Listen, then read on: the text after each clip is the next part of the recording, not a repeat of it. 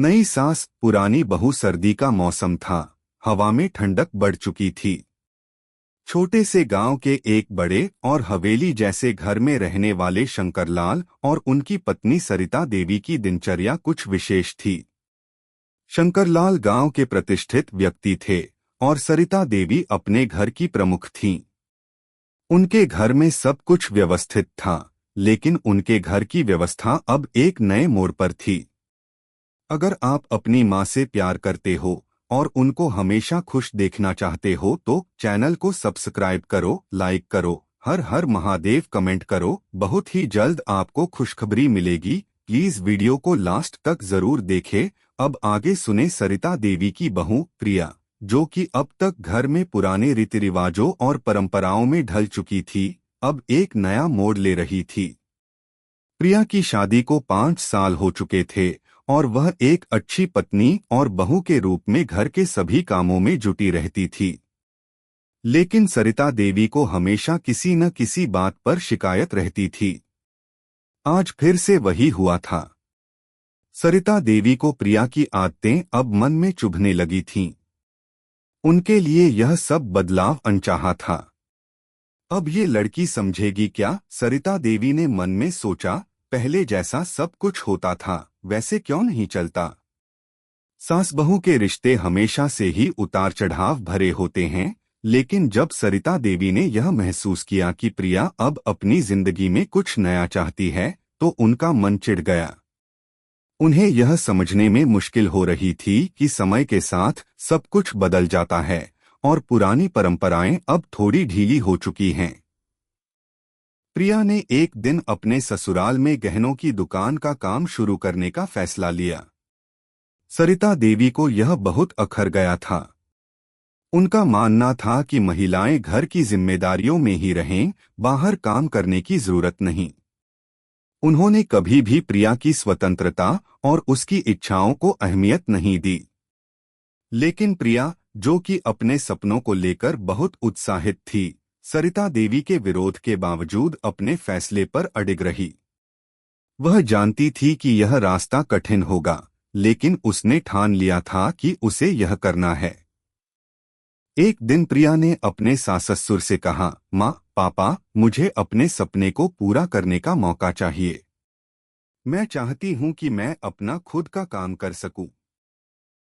सरिता देवी ने उसकी बातों पर कोई ध्यान नहीं दिया, लेकिन शंकरलाल ने थोड़ा नरमी दिखाते हुए कहा, बिल्कुल बेटा, अगर तुम्हें लगता है कि यह सही है तो तुम्हें करना चाहिए। प्रिया को शंकरलाल के इस फैसले से थोड़ा संतोष मिला, लेकिन सरिता देवी का चुप रहना उसे बहुत कुछ कह गया। वह जानती थी कि उसकी सास का दिल इस बात से ठीक नहीं है, लेकिन वह भी समझ रही थी कि समय के साथ हर व्यक्ति की सोच बदलती है। एक दिन प्रिया ने अपनी छोटी सी दुकान खोल ली। दुकान में आने वाली महिलाएं जब उसकी दुकान पर आतीं, तो वह उनका स्वागत करती और अपनी सलाह देती। धीरे धीरे उसकी दुकान चल पड़ी और गांव में उसकी पहचान भी बनने लगी। लोग उसकी दुकान से गहने खरीदने आने लगे। लेकिन इस सफलता से सरिता देवी का मन और भी ज्यादा चिढ़ने लगा। उन्हें यह बिल्कुल भी अच्छा नहीं लगता था कि बहू अब घर की परंपराओं से बाहर निकलकर अपने लिए एक अलग रास्ता चुन रही है। प्रिया के जीवन में इस बदलाव के कारण सास बहू के रिश्ते में अब पहले जैसी गर्मजोशी और प्यार नहीं रहा था। सरिता देवी की नजर में प्रिया अब सिर्फ एक बहू नहीं, बल्कि एक विरोधी बन गई थी। तभी एक दिन घर में एक बड़ा बदलाव हुआ। सरिता देवी के रिश्तेदार, जो कि एक दूर के गांव से आए थे, अपने साथ एक नई सास लेकर आए। वह सास, जिनका नाम नीरजा था, शहर से आई थीं। नीरजा की सोच और अंदाज बहुत अलग था। वह एकदम मॉडर्न महिला थीं, जो अपनी जिंदगी में खुद के फैसले लेने में विश्वास करती थीं। नीरजा ने प्रिया से मिलने के बाद उसे कहा, तुम तो बड़ी स्मार्ट हो, मुझे खुशी है कि तुम अपनी जिंदगी में कुछ नया कर रही हो। प्रिया को नीरजा की बातों से बहुत अच्छा लगा, क्योंकि यह उसके विचारों से मेल खाता था। लेकिन सरिता देवी के लिए यह बदलाव बहुत भारी था। उन्हें यह बिल्कुल पसंद नहीं आया कि घर में अब एक नई सास आ गई थी, जो कि उनके खुद के पुराने रीति रिवाजों से बिल्कुल अलग थी। अब सरिता देवी को यह लगने लगा था कि नीरजा उनकी जगह लेना चाहती है। वह प्रिया और नीरजा के बीच बढ़ते रिश्ते को देखकर बहुत परेशान हो गई थीं। क्या नीरजा सच में सरिता देवी की जगह लेना चाहती थी? क्या सरिता देवी को अपनी बहू और नई सास के रिश्ते में कोई स्थान मिलेगा, या वह हमेशा अपनी परंपराओं में फंसी रहेंगी? यह कहानी अब एक नए मोड़ पर आ गई थी। नई सास पुरानी बहू भाग 2 कहानी के इस मोड़ पर सरिता देवी का मन चकरा गया था। वह अब समझने लगी थीं कि नीरजा की उपस्थिति उनके परिवार में किसी नए बदलाव का संकेत हो सकती है। नीरजा, जो शहर से आई थीं, एक पूरी तरह से अलग दृष्टिकोण रखती थीं। उनके व्यवहार, सोच और जीवन शैली ने सरिता देवी को यह महसूस कराया कि उनके पारंपरिक तरीकों को नीरजा आसानी से चुनौती दे सकती हैं। सरिता देवी का मन गहरे संकोच और घबराहट से भर गया। क्या यह सच में हो रहा था? क्या उनका पारंपरिक और कठोर रूप अब उनकी बहू और नई सास के रिश्ते में कोई स्थान नहीं पाएगा? नीरजा की वह मॉडर्न सोच और जीवन शैली सरिता देवी को भले ही पसंद नहीं आ रही थी, लेकिन एक बात तो साफ थी, नीरजा किसी भी बात में समझौता नहीं करती थीं। वह सीधे और स्पष्ट रूप से अपने विचारों का इजहार करती थीं, जो सरिता देवी के लिए बहुत नई और चुनौतीपूर्ण थी। सास और बहू के रिश्ते में पहले से ही तनाव था, अब उसमें एक नया मोड़ आ चुका था। सरिता देवी को यह समझने में काफी समय लग रहा था कि वह खुद को इस नए परिवेश में कैसे ढालें। उनके लिए यह एक बड़ी चुनौती थी, क्योंकि उन्होंने हमेशा यही माना था कि घर की व्यवस्था और संस्कृति को बनाए रखने की जिम्मेदारी सिर्फ सास की ही होती है।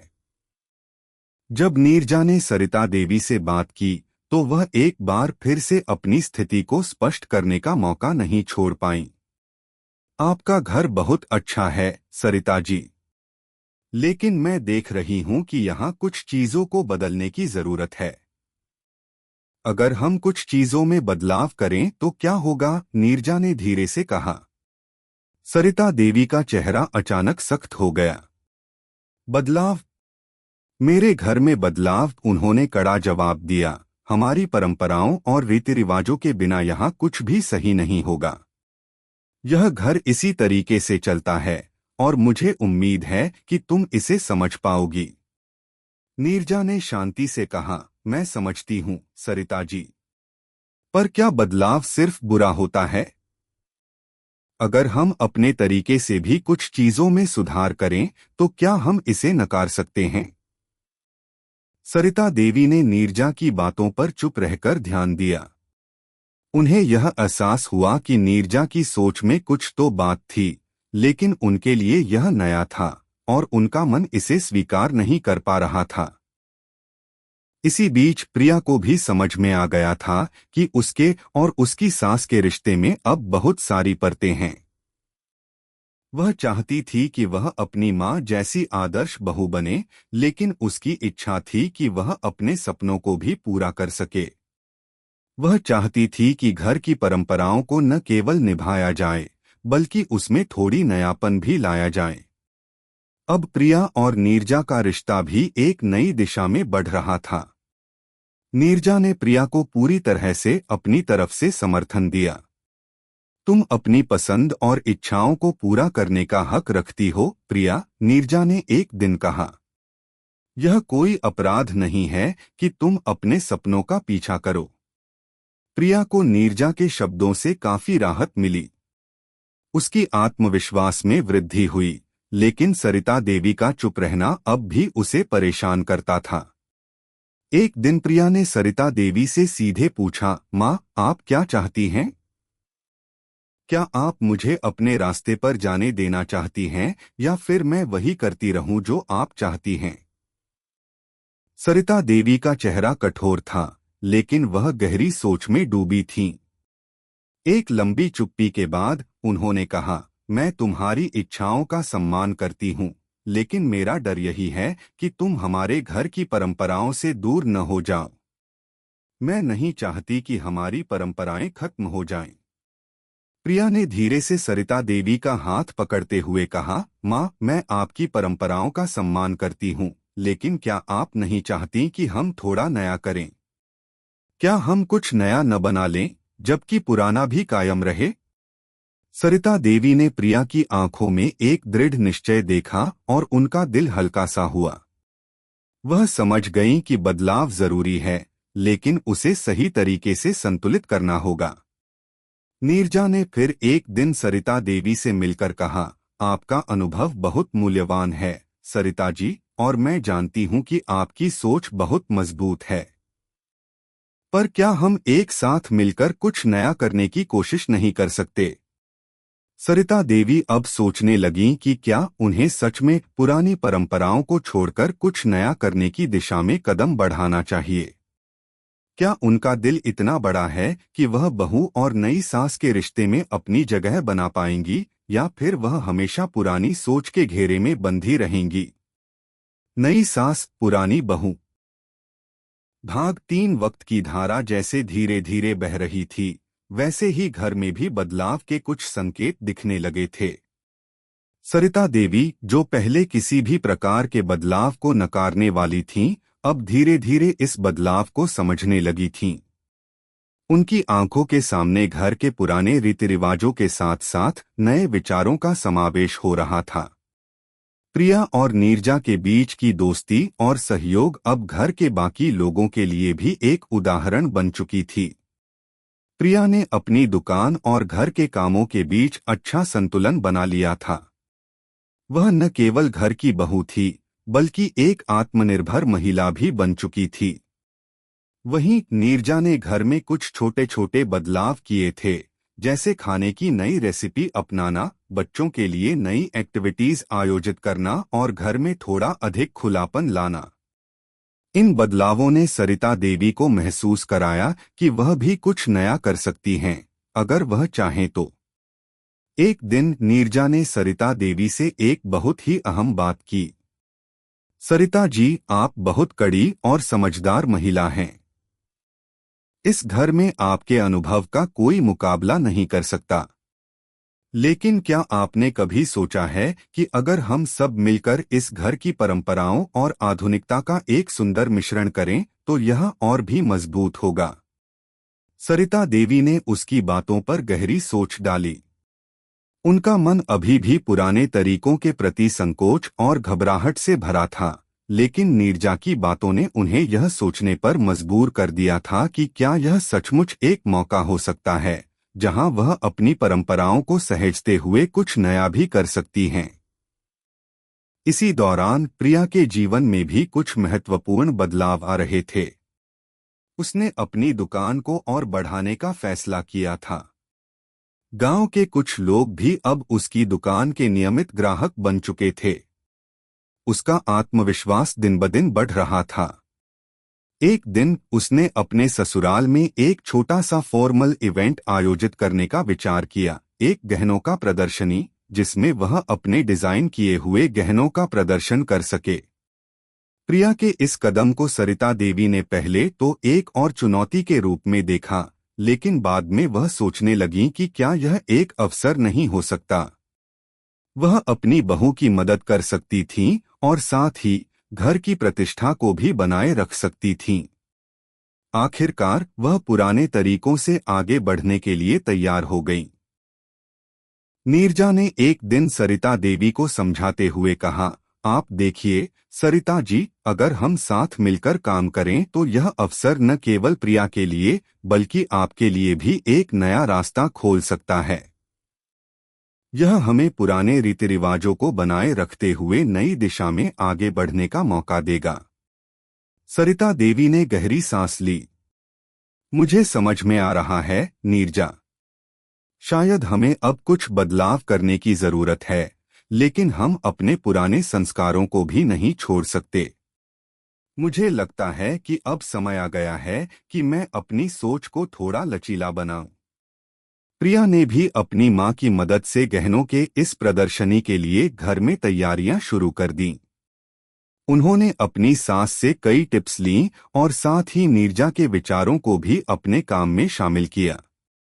इस प्रकार तीनों ने मिलकर घर के पुराने रीति रिवाजों और नए विचारों का एक सुंदर मिश्रण तैयार किया। प्रदर्शनी का दिन आया। घर में भीड़ जुटी और गहनों की प्रदर्शनी ने सभी को आकर्षित किया।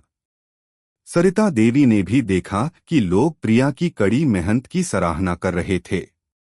प्रदर्शनी ने न केवल प्रिया को एक नया मुकाम दिया, बल्कि घर के हर सदस्य को यह एहसास दिलाया कि बदलाव के साथ संतुलन बनाए रखना भी महत्वपूर्ण है। उस दिन सरिता देवी ने प्रिया से कहा, तुमने बहुत अच्छा किया बहू, मुझे गर्व है तुम पर। प्रिया ने मुस्कुराते हुए कहा, माँ, ये सब आपके आशीर्वाद और समर्थन से ही संभव हुआ है। मैं जानती थी कि आप भी मुझे समझेंगी। नीरजा ने कहा, देखिए, यही तो मैं कह रही थी। अगर हम पुराने और नए का अच्छा संयोजन करें तो हम बहुत कुछ पा सकते हैं। अब सरिता देवी की सोच में बदलाव आ चुका था। उन्होंने समझ लिया था कि परंपराओं का सम्मान करना जरूरी है, लेकिन समय के साथ चलना भी उतना ही महत्वपूर्ण है। घर में अब एक नई ऊर्जा और उत्साह का माहौल था। हर कोई एक दूसरे का समर्थन कर रहा था और सरिता देवी ने यह महसूस किया कि वह अपनी भूमिका को इस बदलाव में शामिल कर सकती हैं, न कि केवल विरोध करने वाली एक कड़ी सास के रूप में। समाप्ति से पहले सरिता देवी ने एक दिन अपने दिल की बात प्रिया से की, बिल्कुल बेटा, मैं अब समझने लगी हूँ कि सास बहू का रिश्ता हमेशा एक दायित्व नहीं होता। यह दोस्ती और समझ का भी रिश्ता हो सकता है। तुमने मुझे यह एहसास कराया। प्रिया ने उन्हें गले लगाते हुए कहा, माँ, मैं हमेशा आपके साथ हूँ, हम सब मिलकर ही यह घर चलाते हैं। सास और बहू का यह नया रिश्ता अब समझ, सहयोग और प्यार से भरा हुआ था। नीरजा का आना और प्रिया का अपने सपनों को पूरा करना घर के अंदर एक नई दिशा लेकर आया था। अब सरिता देवी भी इस बदलाव का हिस्सा बन चुकी थीं और उनका दिल भी खुल चुका था। कैसी लगी आपको कहानी? प्लीज कमेंट करो, लाइक करो, सब्सक्राइब करो। धन्यवाद।